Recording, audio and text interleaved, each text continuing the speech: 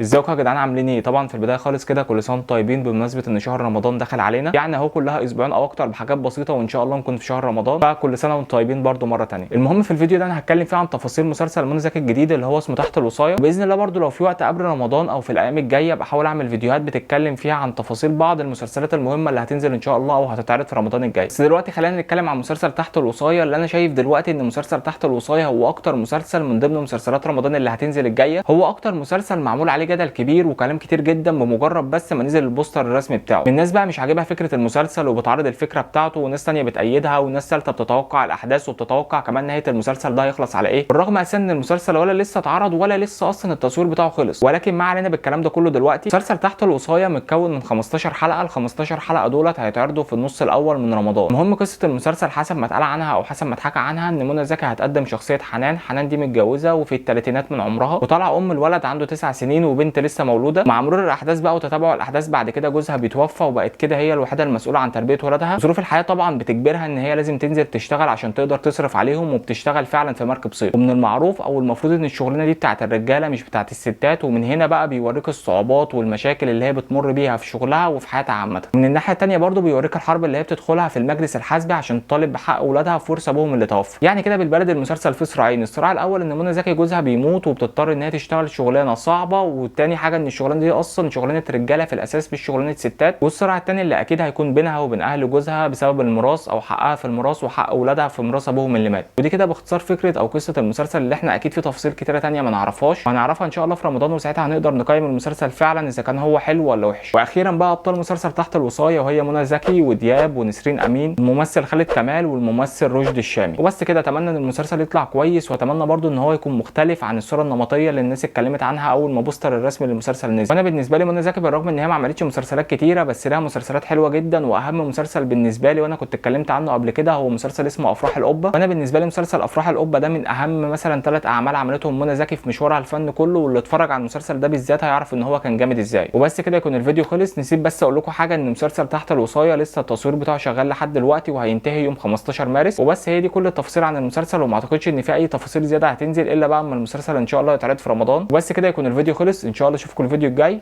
سلام.